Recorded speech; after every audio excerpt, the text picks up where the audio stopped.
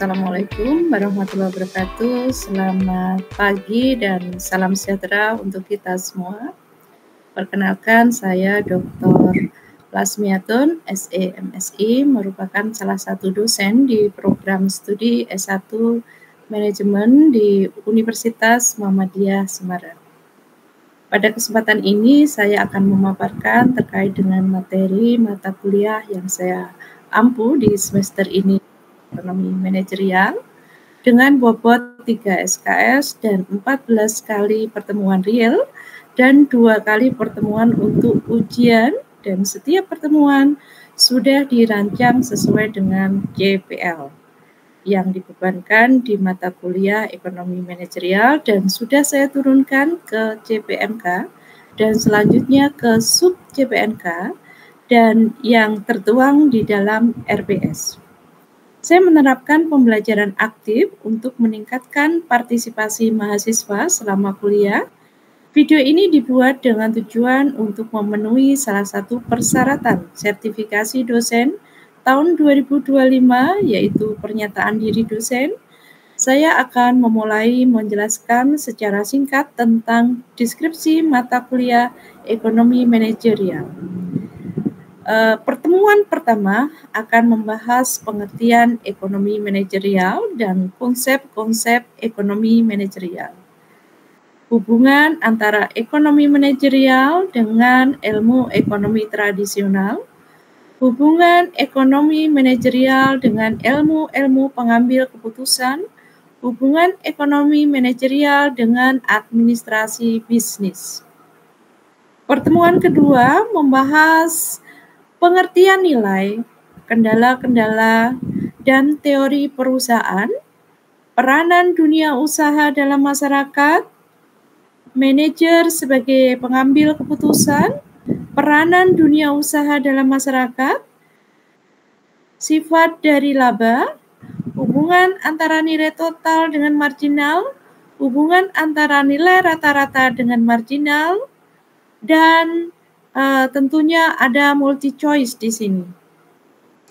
Pertemuan keempat membahas tentang penggambaran hubungan antara nilai total, marginal, dan rata-rata. Penurunan kurva total dari kurva marginal atau rata-rata, kalkulus diferensial, penggunaan turunan untuk meminimumkan fungsi, optimasi fungsi dengan variabel majmuk, optimisasi terkendala.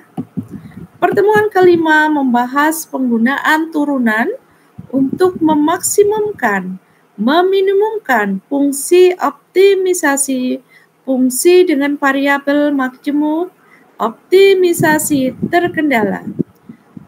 Pertemuan keenam membahas risiko ketidakpastian dan pengambilan keputusan ketidakpastian probabilitas nilai harapan.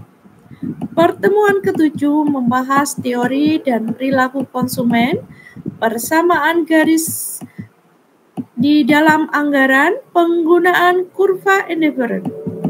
Pertemuan ke-8 ada UTS. Pertemuan ke-9 membahas peranan kegunaan total atau total utility dan kegunaan marginal utility. Dalam mencapai kepuasan konsumen, ini dibahas di pertemuan ke-9. Pertemuan ke-10 membahas tentang konsep dasar di dalam sistem produksi, proses transformasi produksi, skema sistem produksi, elemen dalam sistem produksi, elemen proses dalam sistem produksi, karakteristik di proses produksi.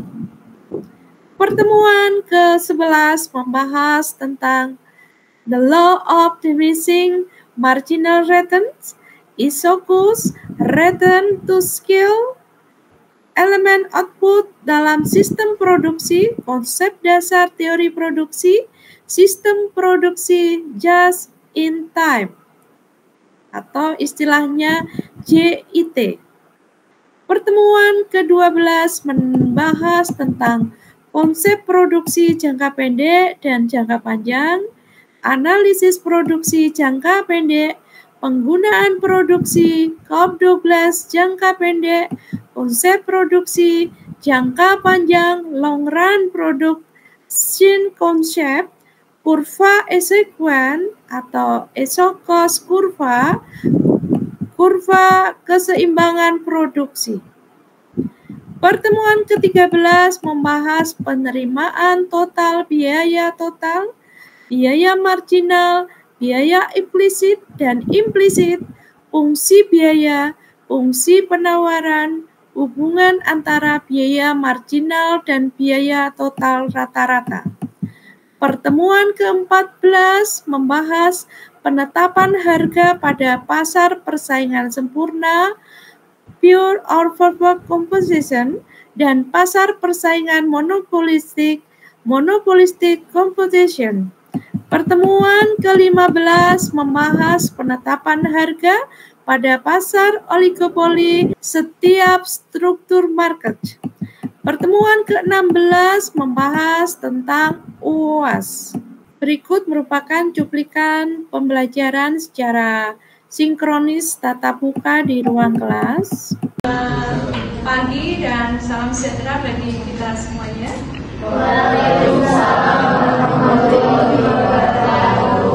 Oke, perkuliahan kali ini kita akan bahas di biaya produksi ya.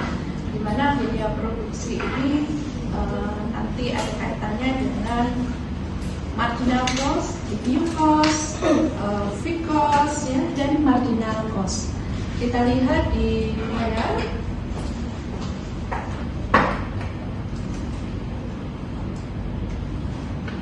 Di sini ada biaya total, biaya tetap, dan biaya variabel ya, di mana biaya total ada beberapa ya, termasuk biaya tetap, biaya variabelnya. Biaya tetap, biaya jumlahnya ini tergantung dari jumlah produksi. Yang kita lihat juga di sini ada gambar kurva, ya, ada kurva horizontal dan vertikal ya. Di mana horizontal ini ada fixed cost yang bersinggungan dengan variable cost. Begitu juga untuk penambahan dari fixed cost ke variable cost tentunya ada total cost di situ. Ya, kita lihat rumus di sini ada total cost sama dengan fixed cost sama dengan ditambah variable cost.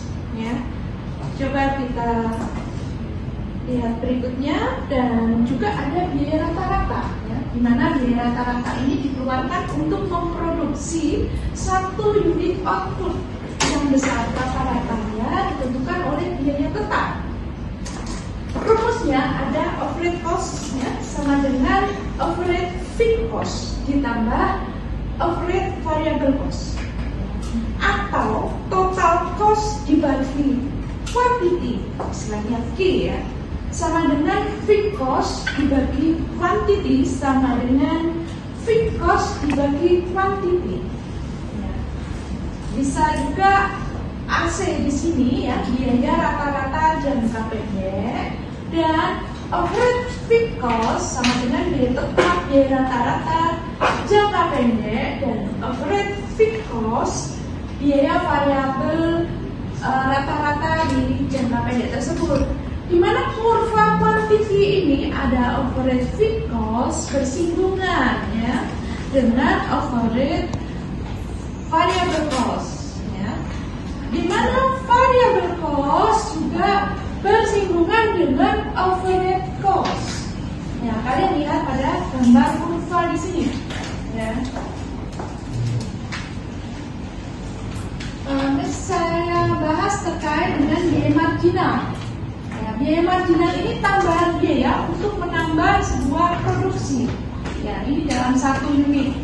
Marginal cost sama dengan jumlah dari total cost dibagi jumlah quantity. Ya, ini biaya marginal ya, untuk menambah biaya produksi ya, dari tahun ke tahun, dari year per year. Ya, di mana jangka pendek ini juga mempengaruhi di biaya total tersebut. Ada marginal cost sama dengan overhead cost ya, ini jumlah ya, Q di situ begitu juga dibagi dengan jumlah Q-nya. Ada, nanti kita bikin sebuah latihan ya.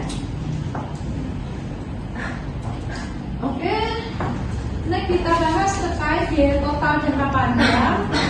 Ada rumus long rate total cost sama dengan long rate variable cost, di mana long rate total cost biaya total jangka panjang dan LVC ya, biaya tetap jangka panjang.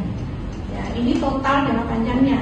Dan biaya marginal jangka panjang, long rate marginal cost sama dengan jumlah dari long rate ya, total cost dibagi jumlah Q. Ya, di mana long rate marginal cost biaya marginal jangka panjang dan long rate total cost ya sama dengan perubahan biaya total jangka panjang dibagi output kuantitinya.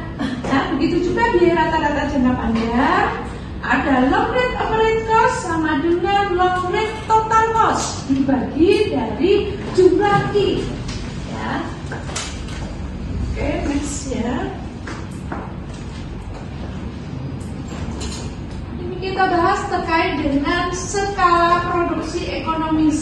Ya, ini ada kurva skala produksi ekonomis, di mana interval tiap produksi ada output untuk penurunan produksi jangka pendek per unit ya. Ada low rate marginal cost bersinggungan dengan low rate average cost. Ya, ini bisa terjadi equilibrium ya. Ada garis di atas ya, biaya, dan yang bawah vertikal ini kuantitasnya.